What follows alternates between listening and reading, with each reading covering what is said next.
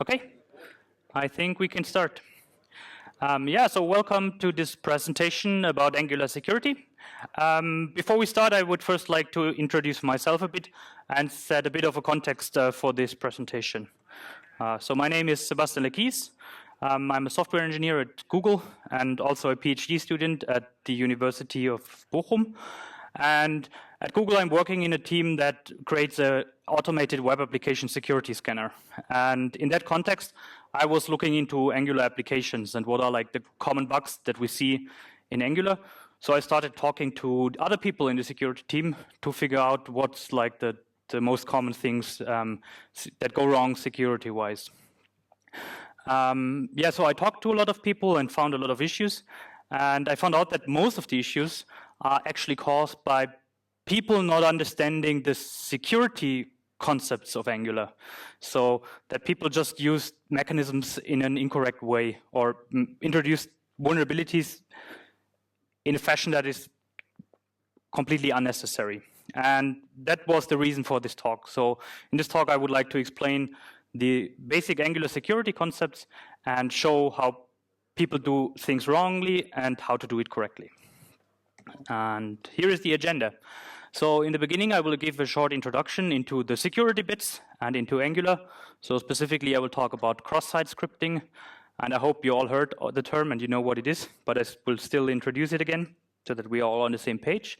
Then the second part of the presentation, I will introduce the security concepts of Angular, and I will talk about strict contextual auto-escaping and about the HTML Sanitizer. And in the end, I will talk about common security pitfalls. So these are real-world bugs that we found in applications or that people reported to us, and so on and so forth. And I will specifically talk about server-side template injection, about inserting HTML from strings, and about black and white listing of URLs. And in the end, we will have a conclusion. But let's start at the beginning. So what is this talk going to be about? It will be mostly about cross-site scripting. And cross-site scripting is basically a code injection problem. So here you see a very simplified cross-site scripting vulnerability. And I just use PHP, but that could be any other language at the server side or also on the client side. And we just print out a get variable from the URL that is called username. And in the legitimate case in the application, you might have a form, the user types in his name, and you just say, hey, hello, your name. And the name is contained in a get variable. And now there's like an evil attacker, and he sees that. And the evil attacker just uses a name, something like script alert 1. So the PHP will just print out this message, will send it to the client. The client or the browser will not know exactly where this script alert 1 was coming from. We'll just say, hey, there's a script tag, so I execute the script tag. And you have code execution in the origin of this website. So why is this bad? So let's assume we have such a cross-site scripting, and an attacker can somehow execute code in your application. What the attacker does with such an exploit, he sends it to a user. And the user will just click on the link and open it in the web browser in his authentication context. So all the cookies that are in the browser are bound to the user's account. So now, through the cross-site scripting vulnerability, the attacker can inject this JavaScript code. And well, you probably know what JavaScript is capable of doing. So one thing that we could do is we could access anything that's in the document. So if there's like private data of the user in a document, we could extract it. We could show fake data. We could open a login form and say, hey, user, please type in your password again. We could steal his password. Another possibility would be to just access the cookies of the user directly. So just steal them and then use them to impersonate the user. Or if that's not possible, because cookies are protected sometimes, we could just send requests to the web server directly with the cookies of the users. So basically, a cross-site scripting attack allows us to do everything that a user is able to do, because we're like making requests in his name. And if the user is an administrator, we can maybe delete the app, or we can insert new additional markup to cross-site script other users. We can steal any data that the user has access to, and so on and so forth. And in literature, we usually see 3 different types of XSS. We see reflected XSS that we just saw in the example. So in a reflected XSS, you have some data in the request, for example, in a get parameter. You send it to the server reflects it back, and the browser executes that code. The second version is persistent cross-site scripting. It's very similar, but in the persistent cross-site scripting, we, for example, have a guest book or something, or a message board. We send a message with HTML embedded into it. The server stores it, and when the next user comes and tries to visit that message, the code will be executed in the context of this user. And then we have a third kind, which is called DOM-based cross-site scripting. And the first two kinds of cross-site scripting are caused by bugs in server-side code. And the difference is that in DOM-based cross-site scripting, the bug is called in JavaScript code.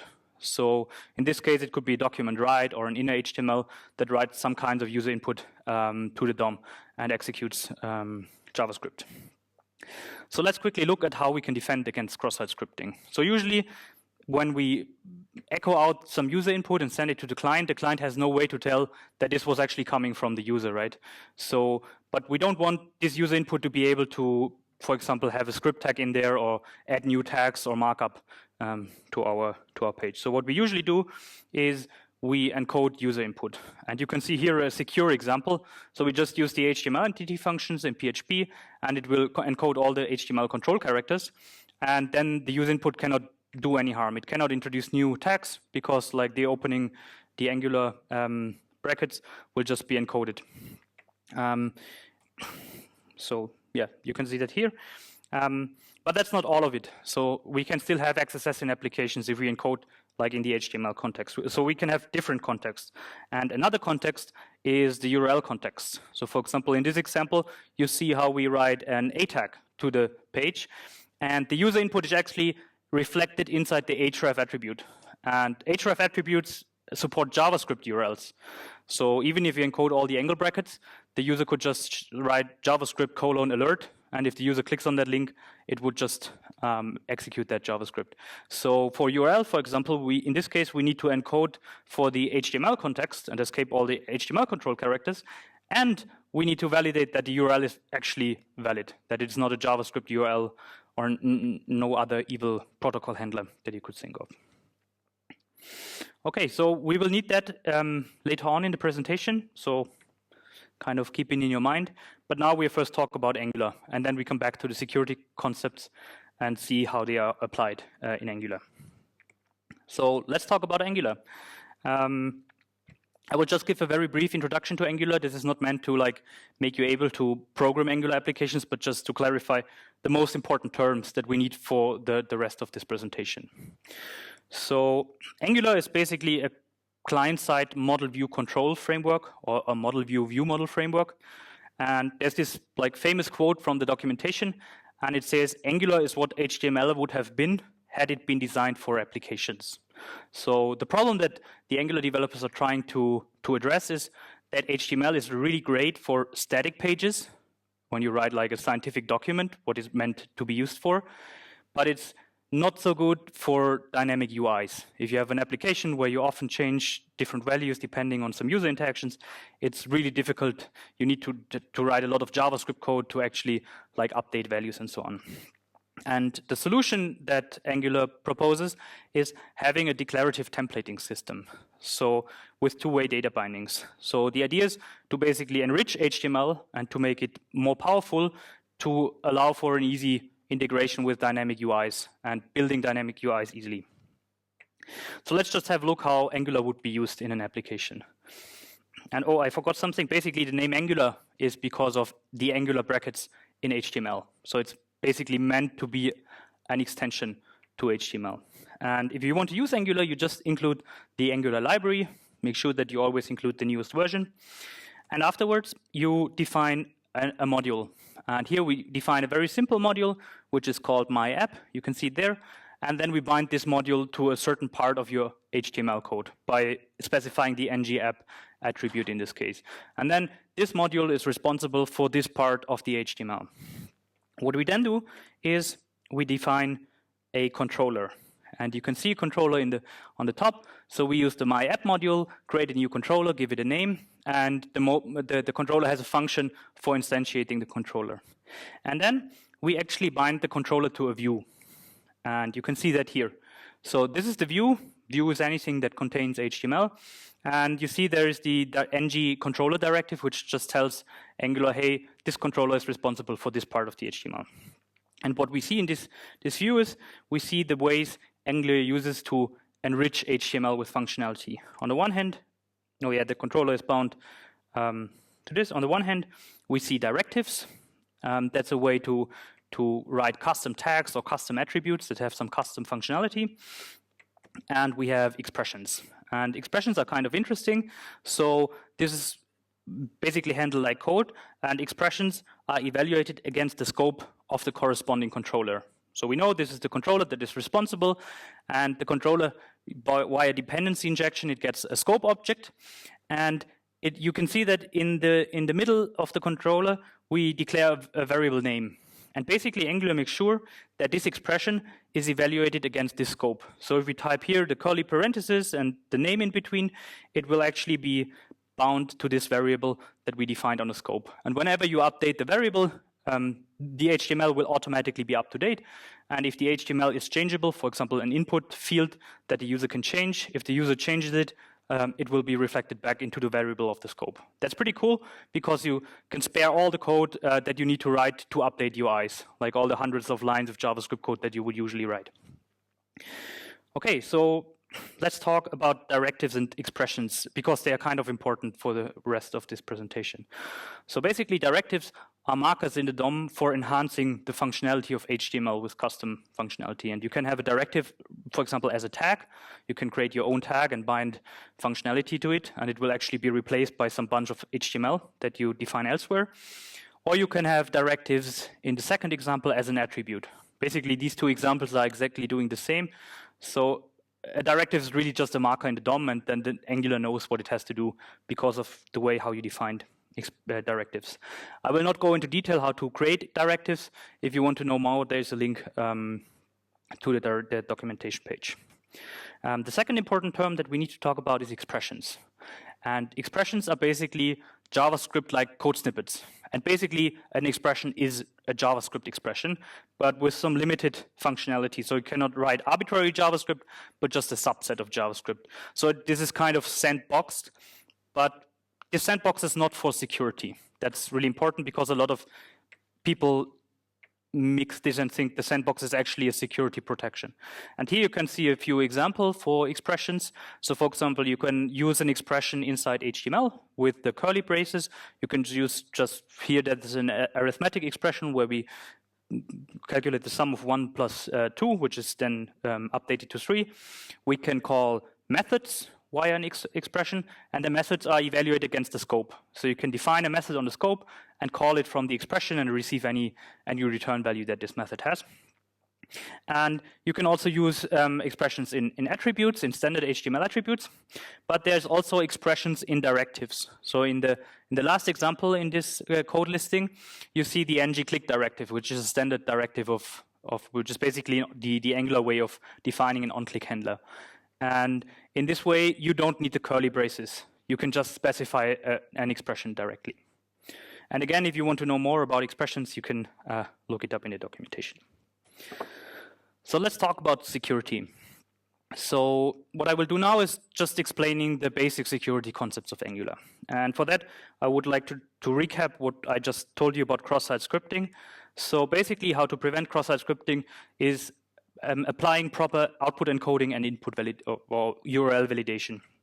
So here we have the same example as before, which is an XSS vulnerability. And to make this secure, I need to encode it with HTML because we are printing HTML here. And at the same time, I need to validate this URL with the JavaScript URL. So the final secure code would look like that. And as you can see, there's like quite half of the code is for security and the other half is functionality. And that's not a nice thing. And it is actually very tedious to do it that way because you will forget. You will, if you forget one of these encoding functions in one of the user inputs, of the hundreds or thousands of user inputs that you write to the DOM, you have a security vulnerability. So that's not going to scale, and just don't do it. And Angular follows a different approach. Angular has something that is called strict contextual auto-escaping. And Angular takes over the encoding for you. So you don't need to care about it at all. And it works as follows. So here we see a small example where we, on the scope, defined a URL, which is user controlled. And then we assign via an expression the URL to a directive that would execute a JavaScript URL or would allow an injection in a server-side language.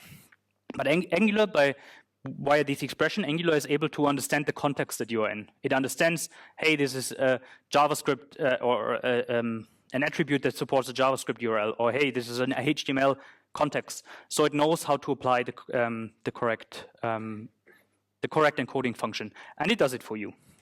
So basically, in Angular, you don't need to care about encoding at all if you don't tamper with it, and that is very, very important. And we will see a lot of bugs because people tampered with the encoding functionality. So in general, Angular supports 5 different contexts. So there's the HTML context for normal printouts in between tags. We have the URL context that is for passive content. So for example, for links and for image tags where no code execution is involved. Then we have the resource URL context. This is for URLs that are meant for active content. For example, if you load a script tag, if you include an iframe tag, if you're an object, if you have an HTML import or anything. And then there's 2 contexts for CSS and JavaScript, and they are both unused. So I'm not going to talk about them. And actually, it's not possible to use the expression in script tags. It will just not work. So we don't need to care about JavaScript for now. So let's have a look at the different contexts. So I already explained that Angular employs auto encoding. And here we can see 2 examples for the HTML context where we just interpolate some data into an HTML tag. And this encoding is managed by a class that is called SCE provider. SCE is the abbreviation for strict contextual auto-escaping or escaping. And basically you only have one setting. You can enable it or disable it. And it's enabled by default. And my advice is never disable this. If you do this, your security is you're screwed. The second context that we have is the URL context, which is meant for passive content as links and images. And this is managed by the compile provider. So this is another class of Angular that you can get a reference to. And it has 2 functions, which are called ahref sanitation whitelist and image source sanitation whitelist. And basically, the whitelist takes a regular expression. And whenever a URL that you assign via an expression to such a attribute matches the regular expression, it will be assigned to the DOM. When it does not match your regular expression, it will not. And by default, we have HTTP, HTTPS, mail-to, and FTP links. So anything that has one of these protocols. And if a URL does not match these expressions, Angular will just append the string unsafe in front of the URL and then just make it not a valid URL with which an attacker could do anything. More interesting is the resource URL context. So this is for anything, for iframes, for scripts, for HTML imports, and also for ng-include, which is another Angular directive. And they are managed by the SCE delegate provider. And there are 2 functions, which are resource URL whitelist and resource URL blacklist. And they both allow you to white and blacklist URLs. That's easy. And by default, there is a self keyword, which is like the same domain. We have regular expressions supported in that whitelist, and we have strings with wildcards. And actually, there are 2 wildcards, and I will explain later on what they are meant for. And by default, we can only include same domain URLs. Any other domain will fail. Another security concept that is very important is the HTML Sanitizer. So in the beginning, before Angular 1.2, when you wanted to write HTML to DOM, because you have this HTML string and you want to somehow evaluate it, then you could use the ng-bind HTML unsafe directive, which would just take the string and write it to the DOM, which is basically whenever you do this on user input, you have an access. This got removed in Angular 1.2, and the new way is using the ng-bind HTML directive and the sanitizer. So what ng-bind does, I have an example here. So we have this evil HTML variable on the scope in the first row, and it contains JavaScript. And now we bind the variable against the ng-bind HTML directive and the div. And what Angular will automatically do for you is sanitize the string. So it will remove any way to execute JavaScript. So in that way, you can bind arbitrary user input via ng-bind HTML, and you will be safe, because the user cannot inject any kind of JavaScript. And that's very important to understand. And a lot of people don't know about the sanitizer at all or severely misunderstand it. And we will see that in a minute. So let's talk about the basic security pitfalls that we saw in applications. So these are real-world bugs, and we found quite a lot of them. And yeah, most of them are caused by a misunderstanding of those two security concepts. So the first category of bugs is server-side template injections, and this is by far the most common bug that we see. The problem is that Angular is a client-side framework, so it was designed to run purely on the client side, and in an Angular application, the server is merely like a transport mechanism for getting code and data to the client. But it is not meant to generate any code, and it's not meant that there is any code on the server side other than for loading data. There should be no generation of HTML and so on. And that's why Angular assumes that any template that was received from the server is fully trusted. So anything that's in the template is basically allowed to execute arbitrary code. So, and the problem here is that a lot of people like Angular, and they say, wow, Angular is great because it saves so much code on the client side for me to write application UIs or dynamic UIs. So they think, hey, I will just retrofit my old applications that I already have with Angular. And that's really a bad idea, and you shouldn't do it. So in this example, we see, again, a very simple, this is not yet a vulnerability, but it will be one in the next animation.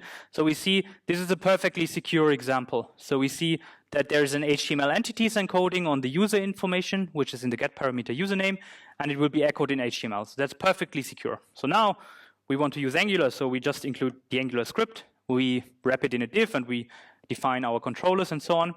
And now suddenly this is a vulnerability. Why? Because Angular supports expressions. And HTML entities does not encode expressions. Remember, expressions are used in you can use curly braces to write an expression, and an expression is basically a piece of JavaScript. So instead of writing a script tag, which would be encoded by HTML entities, you can just write an expression with curly braces and then execute any function in the scope of the controller. And in any non-trivial app, you have a lot of functionality that an attacker could use to do harm. So here I have a simple exploit. For example, we just set the username to curly braces, delete user account, curly braces. And this will, Angular will just take this template and will say, hey, this is coming from the server, so this is fully trusted. So I just run it. It will evaluate the expression, will call the delete user account functionality, and the user that accessed this URL has no account anymore.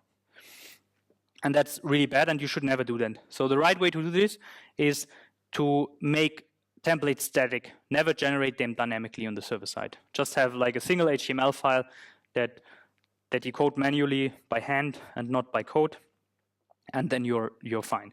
And then you could bind the username with an expression, right? Instead of echoing a username here, you just write an expression username, and then in Angular you bind the real username to this and let Angular do the thing. And then Angular will do the encoding for you, and you will be totally safe.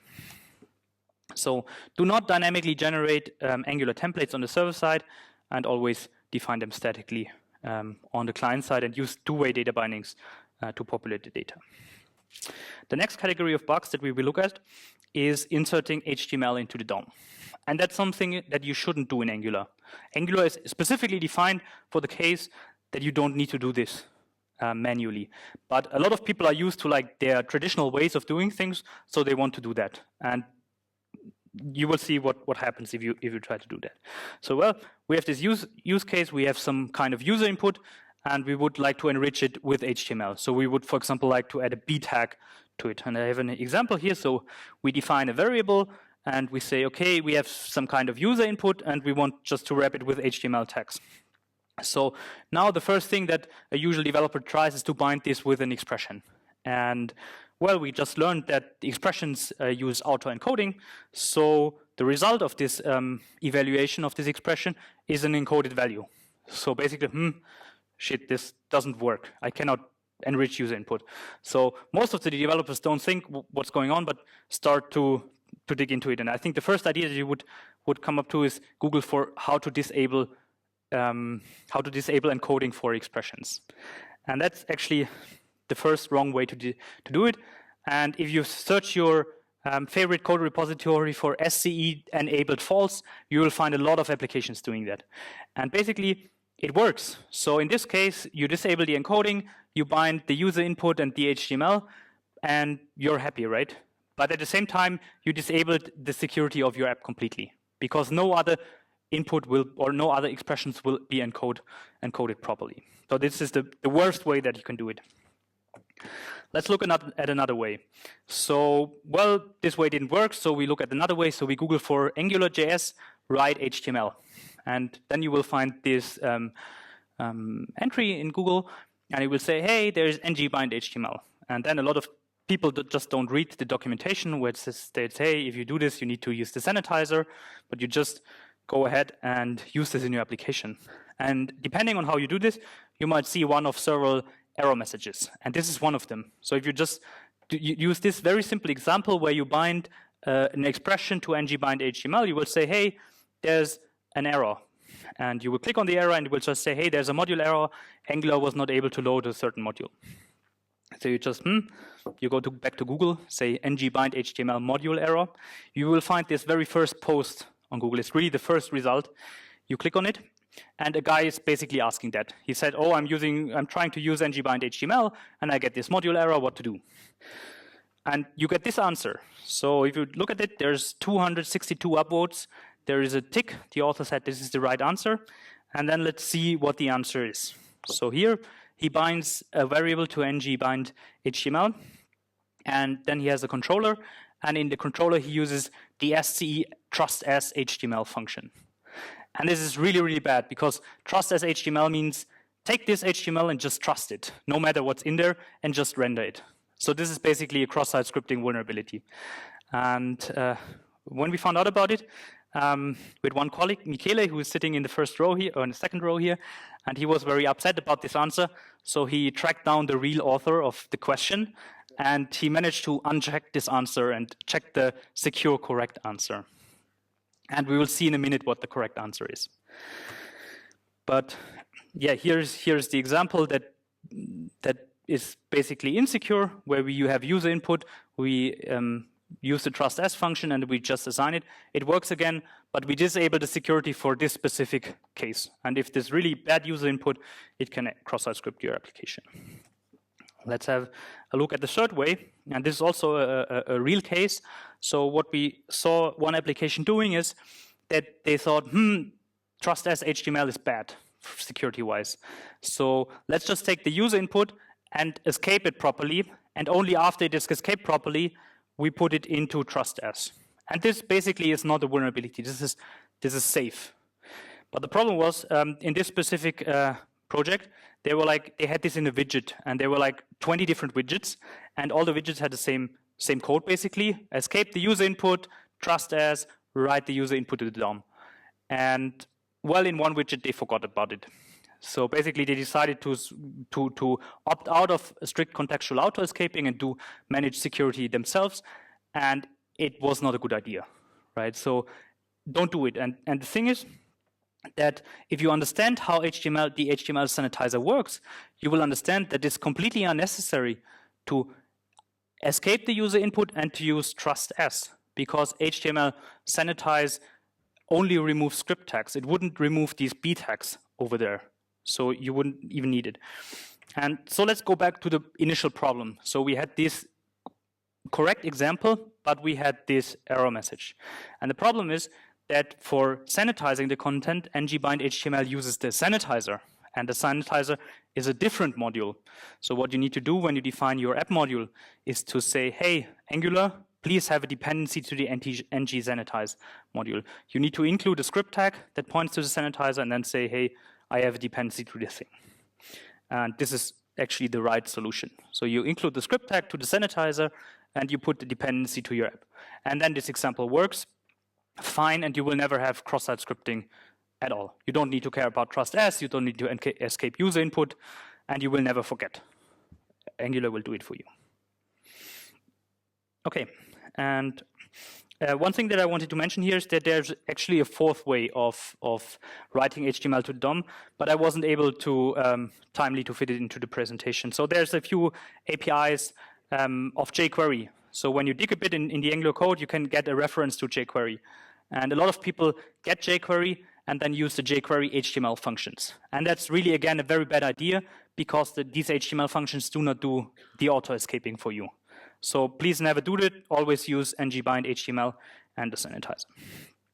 Yeah, well, so let me quickly summarize these findings for inserting security into DOM. Getting security is very hard, and we should try to get it right at the first try, as seen in this meme. So always use ngbind HTML. Okay, let's come to the last point, white and blacklisting URLs. So as I mentioned before, Angular checks URLs. Whenever you have an expression evaluating in a resource URL context, it will check the URL against a whitelist. And it will only include it if it matches the whitelist and is not on a blacklist. And these functions that you can use to black and whitelist resources, they support 3 different values. They support the self value, which is basically the own domain. They support regular expressions, and they will support strings with wildcards. And actually, there are 2 different wildcards. There's the single star wildcard, and the single star wildcard matches anything that is not a URL control character. So you can see them here, like things like slashes, question marks, ampersands, and so on and so forth. And the double star wildcard just matches everything. So let's have a look how white and blacklisting goes wrong. So in general, your URL-based directives should never be user controllable. But sometimes you have use cases where you need to put in some user data, for example, some get parameter or something like that. And so what we did is we searched for this white and blacklisting and just verified what kind of things users put in there. And we found a lot of wrong examples. And I'm going to show a few wrong ones and then explain how to do it correctly. So the first wrong way is wildcards in the scheme of a URL. So we have this blacklist, and the idea is I want HTTP and HTTPS link. So what I do is I just allow all schemes. So this is the first wrong example, where we just have a double wildcard in the scheme. And this is really a bad idea, because you can easily circumvent this, because the double wildcard matches everything. You can just come up with a URL that is evil.com, and somewhere contains your domain. And then, for example, you could, if you have a script source that is user controllable, a user could load an evil script. Another way to exploit this is to just use a JavaScript URL. For example, if you're in an iframe or in an ahref attribute, you could just write this JavaScript URL, and then you just comment out the rest of the thing, and then you just put the domain into your string, and you have bypassed this whitelist. Basically, this whitelists everything. Another thing, so here we use the double wildcard, right? Which also includes URL control characters. So you might think, well, I just put a single star wildcard in, and I might be fine, right? But it's also not true. So in this case, we have a single wildcard in the scheme, and we have this double wildcard in the path. So what we can do is we can write a JavaScript URL in the JavaScript scheme. So we just put JavaScript as a scheme, and then we have : // and I think you will know that // is a single line comment. So what we can do is we can just insert a line break in URL encoding, which is %08, %0d in this case. We end the single line comment, and then we can execute whatever JavaScript we like. So again, we bypass this whitelist. So never put wildcards into the scheme if you whitelist URLs in Angular. The second wrong thing that you can do is putting a double star wildcard into the domain. And we actually also found examples for that in the wild. So, for example, we want to include all subdomains of an application. We want not just to have the first level of subdomains, but all subdomains. And this is a very bad idea because there are exploits again. And well, we can just use the same trick as before. We can say evil.com and just put the rest of the whitelist somewhere in a get parameter to ignore. And another thing that a lot of people want to do is whitelisting all top-level domains. So, for example, you want to have like example.org, example.ch, example.com, example.de, and so on. So you do this, you just put a double wildcard in the domain. But that's also really bad. There are 2 ways to exploit this. So the first one is we can just do something like example.evil.com, which perfectly matches this whitelist. Or what we could also do is use a username. So we could say example.something at evil.com. So then the first part will be interpreted as username, and it will just be ignored, and the real resource will be loaded from evil.com. A modern browser will show a warning that you're currently authenticating to evil.com with the example username, but you can switch that off by sending a specific header from evil.com. So that's not really a protection. Okay, another wrong way, usage of regular expressions. So I advise you never use regular expressions in whitelists. It's the worst thing you can imagine, and you will get it wrong. There's not a question that you might get it wrong, but it's just, at all regular expressions that I look at, they are just wrong. And we have a very simple example. This looks like a very legitimate regular expression. It just tries to whitelist example.org. But in fact, it does not, because the dot characters are not encoded, and the dot means any character. So you can just register domain www.example.org, and you can bypass this. And actually, this is a bug that, I found a bug that is not related to Angular, but it was related to regular expressions in PayPal, where exactly this happened. They had a regular expression to evaluate the URL of a script, and they whitelisted paypal.com, and they forgot to escape the dots. And in general, for regular expressions, we can also apply all the wildcard exploits, right? All the exploits that we've seen in the things before. When you do a dot star in a regular expression, is basically the same as the double star wildcard in the Angular way. So never do this. So let's conclude this. So when you whitelist URLs, never use regular expressions. Never use wildcards in the scheme, and never use double star wildcards in the host. If you want to whitelist subdomains, then you can use a single star wildcard, which only whitelists one level of subdomains. And the optimal way to do this is don't spare time by writing overly permissive wildcarding regular expressions or whitelists, but try to always whitelist specific URLs. You know there's a script tag and this has these 3 URLs, so I just whitelist these 3 URLs without any whitelist at all, and any wildcard at all. Okay, so yeah, let's come to the conclusion. Angular offers pretty strong security guarantees if you follow the Angular philosophy. So if you use the auto-escaping, if you do not switch it off, if you do not use trust S, if you use the sanitizer correctly, you will be XSS free. And you don't need to care about it because Angular will do everything for you. And to do that, Angular considers templates trusted. So any template that comes from the server side should be statically written and not dynamically generated. And if you're in need of writing HTML to the DOM, you should use ngbind HTML and the sanitizer, and you should never use trust as HTML. It's there for some use cases, but probably 99% of the people that actually use this don't have the right use case. They don't really need it. Only the 0.01% may be needed. And at last, if you need to whitelist URLs, please whitelist specific URLs. Don't use wildcards and regular expressions for doing that. Okay. Thank you very much for your attention, and feel free to ask questions.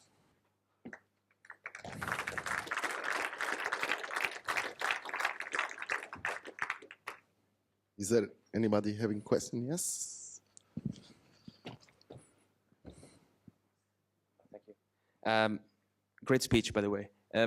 Is there a specific scenario where you want to disable the $SCE? In my opinion, not. I think there are people, they think that they need to disable it, and it might make sense for some application, not for productive applications. Let's say you want to have this something similar to JS Fiddle or something, where you just write code and you execute it, and you don't care about security, you know you don't have any logins and any sensitive information in there, then it might be quicker to disable it instead of whitelisting and doing everything. But besides from that use case, I don't see a reason why you should disable the SCE. Okay, because the other question was, why don't you disable that? So just avoiding that people are, you know... As I said, there's like this 0.01% of, exactly. of people that request features like that. Is that still present in Angular 2? Again, sorry? Is that still present in Angular 2? So can we also bypass the security in Angular 2? So in the new version of that? I'm not sure about the setting. So Angular 2 still employs strict contextual auto-escaping, but I'm not sure if this particular setting, I haven't extensively looked at Angular 2. Thank you very much. Other questions? No? Then thank you again.